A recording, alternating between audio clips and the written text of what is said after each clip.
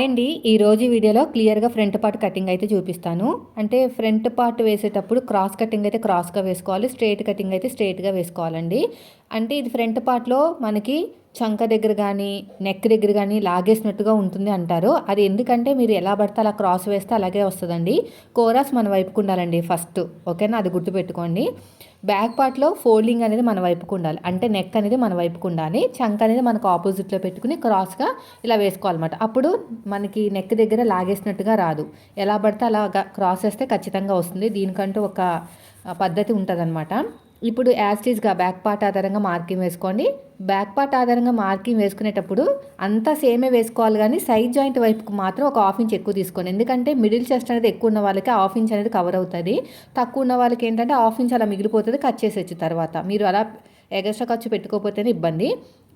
Next వచ్చేసి front neck వచ్చేసి వీళ్ళకి 5.5 ఇంచులు అండి. అంతకంటే ఎక్కువ తీసుకుంటే పాడైపోతుంది. చంకలోతు వచ్చేసి హాఫ్ ఇంచు. ఎందుకు అలా చెప్తున్నానంటే చాలా బ్లౌజులు కుట్టిన తర్వాత వాళ్ళకి ఏది ఎంత పైకి పెట్టినా కూడా నెక్ అనేది వాళ్ళు ఇచ్చిన బ్లౌజ్ ఏమో 6 ఇంచులు 7 ఇంచులు ఉంటుంది. మనం మరీ డీప్ అయిపోయిందంటే ఒక పావు ఇంచు పైకి పెంచుతాం. కానీ వాళ్ళకి ఏంటంటే వేసుకున్న తర్వాత బాగా సాగిపోతుంది అనమాట. హెవీ చెస్ట్, వాళ్ళకి హెవీ చెస్ట్ ఉంటాం, వాళ్ళ కిందకి దిగిపోయి నెక్లు అన్నీ సాగిపోతాయి. అందుకని వాళ్ళు ఇచ్చిన ఆది బ్లౌజ్ కన్నా బాగా పైకి పెట్టాలన్నమాట. అలా ఉంటుందండి. కస్టమర్స్ ఎలా ఉంటాయంటే బాడీని బట్టి కూడా మనకి బ్లౌజులు అనేవి సైజులు మారిపోతాయి అనమాట మన దగ్గరికి వచ్చేసరికి. సో నేనైతే 5.5 ఇంచులు తీసుకున్నాను. నాకు నెక్ వచ్చేసి 6 ఇంచులో వచ్చింది, కానీ వీళ్ళు వాడేసిన బ్లౌజ్ కదా అందుకుని. సో ఇలా కరువు తిప్పేసుకోండి. ఇవన్నీ ఎలా తెలుస్తాయి అక్క అనుకోవచ్చు. కొంతవరకు అయితే ఎక్స్పీరియన్స్ ప్రకారమే తెలుస్తాయండి. మన ఎక్స్పీరియన్స్ని ఫేస్ చేస్తాం కదా, దాని ప్రకారమే తెలుస్తాయి తప్ప మిగతా టైంలో అయితే మనకి తెలియడం చాలా కష్టం. అందుకనే మీతో అవన్నీ షేర్ చేస్తున్నాను. సో కాబట్టి కస్టమర్ ఎప్పుడైనా సరే మీరు కరెక్ట్గా తీసుకున్నా కూడా నెక్ అనేది దిగిపోయిందంటే మాత్రం ఖచ్చితంగా వాళ్ళ ఆది బ్లౌజ్ అనేది సాగిపోయినట్టు అనమాట. నెక్స్ట్ వచ్చేసి ఫ్రంట్ పార్ట్ హైటు మనం తీసుకున్న ఆది బ్లౌజ్ని ఉల్టా తిప్పేసుకుని ఉక్సు పట్టి దగ్గరించి చూసుకోండి, కరెక్ట్గా వచ్చేస్తుంది. చూసుకుని పైన షోల్డర్ కుట్టు దగ్గరించి సైడ్ జాయింట్ ఫస్ట్ కుట్టు వరకు ఎంత వచ్చిందో చూడండి. నాకు వచ్చేసి పావు తక్కువ 12 ఇంచులు వచ్చింది. పావు తక్కువ 12, ఓకేనా? పావు తక్కువ అంటే 11.7 అనమాట. సో పైన షోల్డర్ దగ్గర కావాల్సినంత ఖర్చు వదిలేసుకుని గీత కింద నుంచి కొలుచుకోండి. మనకి ఎంత రావాలో పావు తక్కువ 12 ఇంచులకు మార్కింగ్ వేసుకుని ఎల్ స్కేల్ సహాయంతో స్ట్రైట్గా లైన్ వేసేసుకోండి. ఇక్కడ కూడా అంతేలాగా. నెక్స్ట్ వచ్చేసి కింద నుంచి 1.5 ఇంచులకు మార్కింగ్ వేసుకోండి. ఆది బ్లౌజ్ నుంచి తీసుకోవట్లేదు, ఎందుకంటే మనకి ఆది బ్లౌజ్ నుంచి తీసుకుంటే ఇంకా తక్కువ వస్తుంది.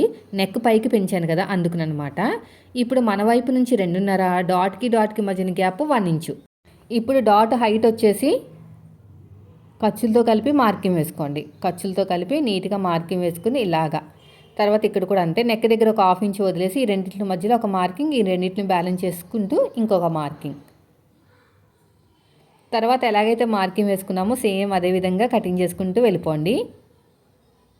ఇలా నీట్గా కటింగ్ చేసుకుంటూ వెళ్ళిపోవాలి. ఇలా మొత్తం కూడా ఇటు సైడ్ కూడా అంతే, ఇలాగా ఇలా నీట్గా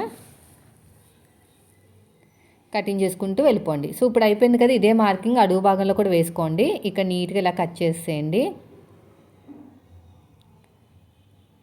అయిపోయిందండి. ఇదే మార్కింగ్ అడుగు భాగంలో కూడా చేసేసుకోండి. మొత్తం కూడా ఇదంతా కూడా ఇలాగా నీట్గా మార్కింగ్ వేసేసుకోండి. బ్యాక్ పార్ట్ మీద ఫ్రంట్ పార్ట్ పెట్టేసుకోండి. ఇలా బ్యాక్ పార్ట్ మీద ఫ్రంట్ పార్ట్ పెట్టేసుకుని సైడ్ జాయింట్ ఎంత వచ్చిందో చూసుకోవాలన్నమాట. సో ఇప్పుడు నేను చూపిస్తాను చూడండి.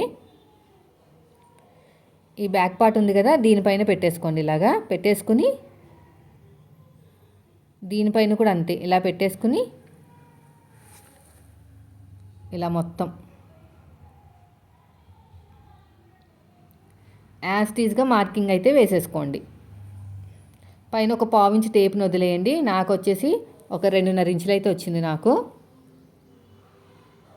సో ఇది ఇలాగా పెట్టేసుకుని మన దగ్గర క్లాత్ కూడా ఎక్కువ ఏం లేదు, ఉన్న క్లాత్ని అడ్జస్ట్మెంట్ చేయాలి. నేను కూర ఉన్న క్లాత్ని కట్ చేయను, ఆల్రెడీ హ్యాండ్ కటింగ్ చేసేటప్పుడు చేసుకుని పక్కన పెట్టేసుకున్నాను. ఇలా కరెక్ట్గా పెట్టేసుకోండి. ఇలా కరెక్ట్గా పెట్టేసుకుని ఇక్కడ కూర ఏమైనా ఎక్కువ తక్కువ ఉంటే కట్ చేసుకోండి, సరిపోతుంది. ఇలా పొడుగు వచ్చేసి 11 ఇంచులు తీసుకోండి. వీళ్ళకి నడుము లూజ్ ఎక్కువ ఉంది, 11 ఇంచులు తీసుకోండి. సైడ్ జాయింట్ వైపుకి 2.5 ఇంచులు. తర్వాత వచ్చేసి ఇక చూడండి, ఒక హాఫ్ ఇంచ్ టేప్ని పైకి వదిలేస్తే నాకు 3.5 ఇంచులు అయితే వచ్చింది. 3.5 ఇంచులకైతే మార్కింగ్ వేయండి ఇలాగా. ఇక షేప్ దగ్గర 2.5 ఇంచులు వచ్చింది. సో దాని ప్రకారం తీసుకోవాలన్నమాట. ఇప్పుడు ఎలాగైతే మార్కింగ్ వేసుకున్నామో సేమ్ అదే విధంగా కటింగ్ చేసుకుంటూ వెళ్ళిపోండి. ఇక్కడ కూడా అంతే, ఇలా నీట్గా కటింగ్ చేసుకుంటూ వెళ్ళిపోండి. అసలు ఫ్రంట్ పార్ట్ జారిపోవడాలు కానీ నెక్ దగ్గర లాగేసినట్టుగా కానీ అస్సలు రాదండి. మీ దగ్గర ఇంకొక లేయర్ కావాలి అనుకుంటే ఇక్కడి నుంచే కట్ చేసుకొని, లేదంటే వేరే క్లాత్ అనేది తీసుకోండి. ఇలా పెట్టేసుకోండి కరెక్ట్గా. ఇలా పెట్టేసుకుంటే సరిపోతుంది. ఇక్కడ కూడా అంతే, ఇలా మొత్తం కూడా నీట్గా కటింగ్ చేసేసుకోండి ఇదంతా కూడా. అయిపోయిందండి. చూసారు కదా ఎంత సింపుల్గా అయిపోయిందో ఫ్రంట్ పార్ట్ కటింగ్. వీడియో నచ్చితే లైక్ చేయండి.